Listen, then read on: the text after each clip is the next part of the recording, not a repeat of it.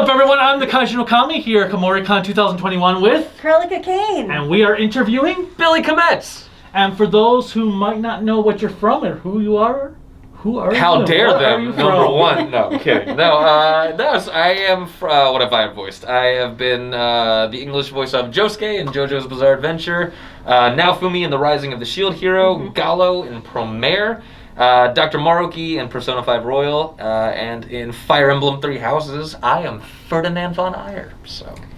And others, many others. But absolutely. But every time I hear you say your name so quickly, it sounds like you're saying Billy Kametz. Billy Kametz to his craft, exactly. to life. No. Yeah, I should stop doing that because a lot of people mispronounce it. So I should actually take that time to just really enunciate so that people don't get messed that up all the time. You got a lot of Kametz. Oh, I can only imagine. Did he imagine. say Camelot?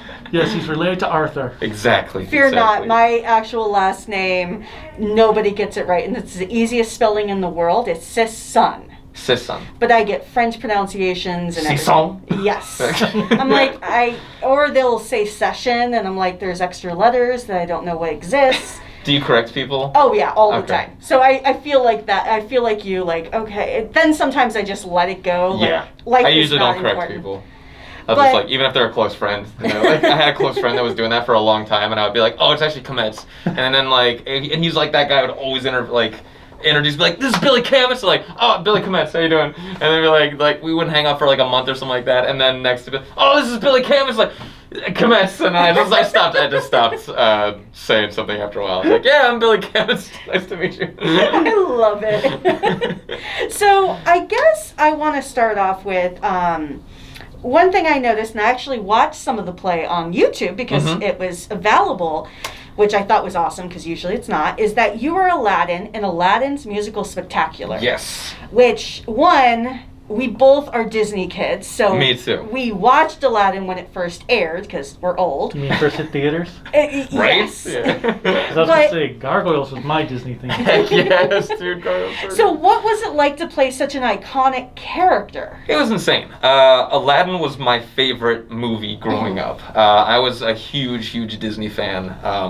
Still am a huge Disney fan. So the fact that I, number one, had an audition for it in the first place. It was just one of those ones where I was like, I'm never going to be Aladdin in the Aladdin Musical Spectacular. So I went into the audition with zero expectations, and it was like, I feel like that always is when you do your best work. When it's just like, a lot of times you'll get something and you'll stress out about it, saying, oh my gosh, this is so cool, this would be so amazing to do this. And then you'll psych yourself out, and you can feel the nerves and stuff. And I remember with this one, it was just like, here we go. Awesome. And I was like, wow, he's got such an ease about him. So I think that is one of those things that that lent to me maybe getting the part. It was just a very lucky thing that somebody wanted to take a chance on me at that time. But yeah, it was absolutely incredible. I got to be in the show for the final year of its 13-year run, which was incredible. It was amazing. Absolutely. It was such a good show too, because it was a quick 45 minutes. People loved it. Was always just sold out. They didn't sell tickets. It was just people lined up, and it was just a nice way for people to get inside and get some air conditioning for a little bit of time. But it was just a fun, like, quick 45-minute show. We did it 4 times a day. It was very exhausting. I lost a lot of weight running around, which is good because I had to wear a vest. So that was nice. But yeah, it was the most fun year, and it was I'm very grateful to it because it brought me out to California, and that was always where I wanted to be. So just to have that kick in the butt to get me out here, I didn't have to be like, all right, I'm moving out to California on my own. So it was really awesome. I have to say it's fascinating just to hear that story because it's so true. You just have to take that chance. And we were actually talking to Robbie Damon, and he kind of said a similar thing of just, you only get one chance at life, so just take the he said risk. Everyone loses in the long run. Oh, that's for sure. I was trying to do it more positive and like fluffy rather than nihilistic. So thank you.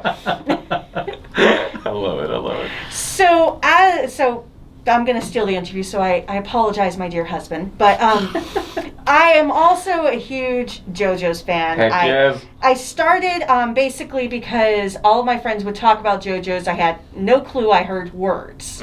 So I had no idea what was going on. So I started watching JoJo's. And then when part 4 came out, I started watching it in Japanese. And then when I heard the English dub and your voice, it was almost like a match made in heaven. Thank you so much. And because it sounded exactly like what I would envision for Josuke to sound like in English. Oh my gosh, thank you so much. It fits so well. So I wanted to say thank you for that. Oh my gosh, I know pleasure. you just auditioned and got the job. I just got lucky. I was unbelievably lucky to land that. I remember I had not been in the VO game at that for very long at that point. I was pretty new. So to have that responsibility of doing okay, here's the deal. I didn't actually know. I knew of JoJo. Sure. Didn't watch it before this. And I remember knowing that it was a big deal, that there was like a big community of people that just absolutely love this show. And I didn't realize how big of a deal it was until Anime Expo, where they announced that I was going to be Josuke, and they brought me out on stage, and it was in front of 3,500 people. I was going to say yes. And that's when it became real, where I was just like, oh, okay, don't mess this up. There's like a lot of people that want you to not suck. But it was just an absolute dream. It was one of those ones, again, there's not many times where I'm in my booth doing an audition and something just clicks. And Josuke was just one of those ones where everything was just, he's just like me at a 10, like when I'm just like had way too much caffeine or something. And he was just an actor's dream come true, because he is really funny, he's super badass, he is really caring. So he had all these moments that ran the gamut emotionally, and he was just so much fun. And I was super lucky. I remember the big thing that had me going, I really, really hope I get this before the audition, was 39 episodes, and I was new to doing anime and dubbing, and I just was like, that would be so much practice if I booked this role. So I remember just seeing that and going, oh, I hope I get this. And then I did the audition. I was like, he was so fun, I really hope I get this. I was right place, right time. Oh yeah. That I was able to get that pretty early on in my voiceover career. That was just, it was absolutely incredible. He was such a fun character to play. Now, have you watched any JoJo since voicing it? So I need to, now I have no excuse to not watch all of it because it's all on Netflix, but I have watched part 4 and 5, and 6 looks so freaking good, and I cannot wait.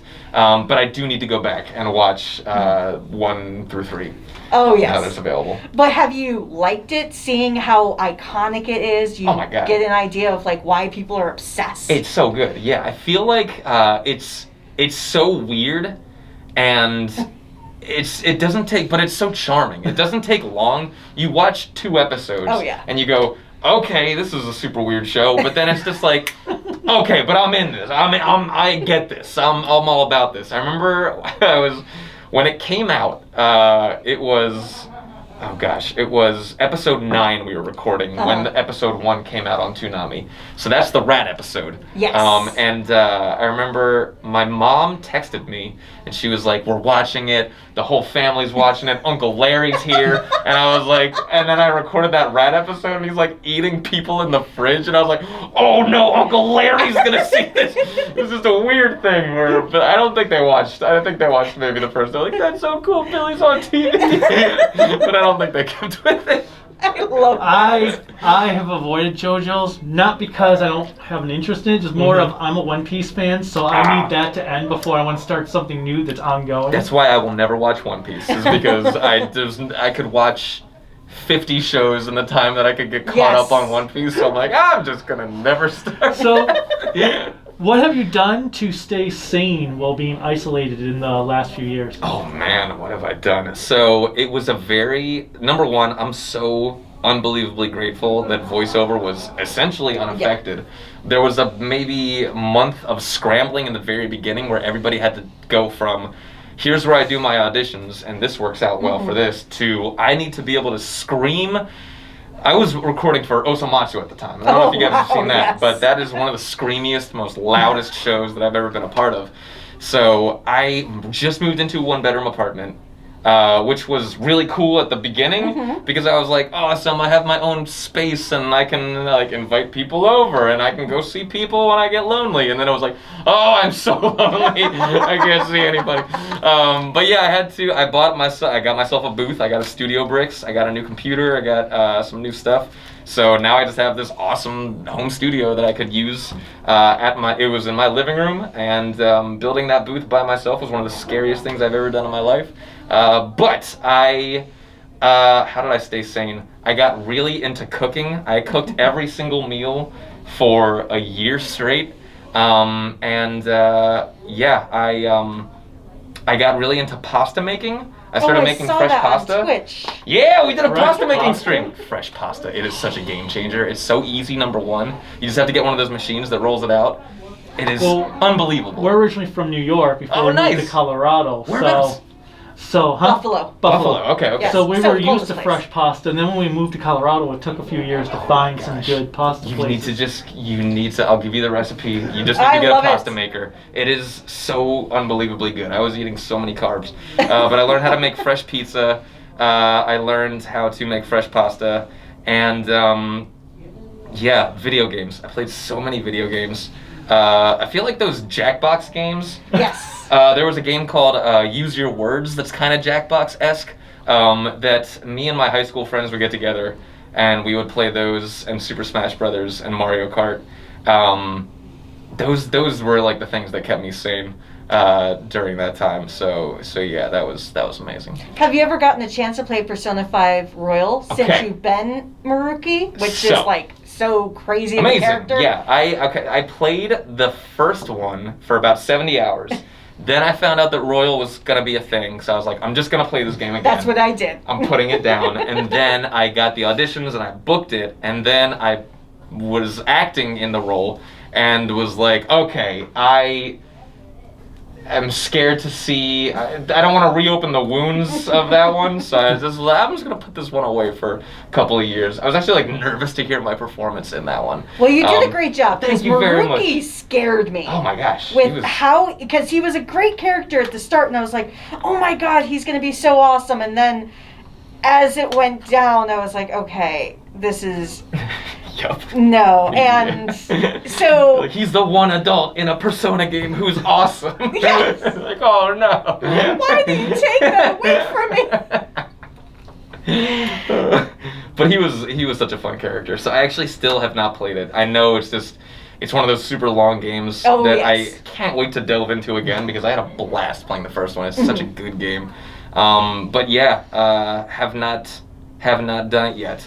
There's just so many games to play. Oh yeah, I actually got into the Yakuza series this year, so Nice. I went through all 8 of those, worked on Judgment, so now I have a new Judgment one to play. Oh my gosh, that's a lot. Yeah, I got one of those that were on sale. I feel like I'm a video game collector nowadays more than I am a that's player. how I am. Like, because it's just, I only will have an hour here, or like 2 hours here, and I'll just end up playing Super Smash Brothers for like an hour if I ever have time to do that. Who do you main in Smash Brothers? Oh my gosh, I am a Wolf main, Little Mac secondary, and I am slowly going through and trying to get everybody into Elite Smash now, and I'm actually getting a decent amount of characters that I'm pretty good with now. Nice. So yeah, I just got Cloud in there, working on Sephiroth now.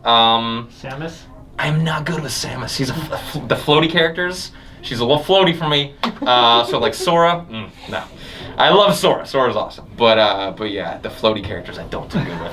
Just got Richter in too. Oh yes, I He's saw so that. annoying to See, play I against. actually- I feel terrible doing I it. like Samus in the Zero Suit because of the whip she has and everything. I can't stand going against people that play Zero Suit 6. They just like jump around the whole thing the whole time. I'm like, no, come down here and let me punch you. See, But I'm it's the such a queen fun of game. button mashing, so I play Kirby. Oh, nice. Because So- Kirby's like easy. I What love it. social media links can people find you at? I am at Billy Kametz on Twitter and Instagram are kind of the only ones that I am active on. I have been streaming on Twitch during, that was another thing that kept me alive during the pandemic was I started streaming on Twitch. And that was super, super nice. Now that conventions have become a thing again, I haven't really had a whole lot of time. And I feel terrible about it because the community that I got out of that was just so incredible. Oh, But yeah, I am also Billy Kametz on Twitch. So yeah, I'll do surprise streams every once in a while. You can catch me there too. That is awesome. Yeah. Any final words for our viewers? Thank you so much for having me today. It was so great to talk to you guys. And yeah, hopefully I get to meet you at a convention at some point soon in the future. Well, thank you so much for joining us. Thank you so much. Until next time, bye. Take care, everybody.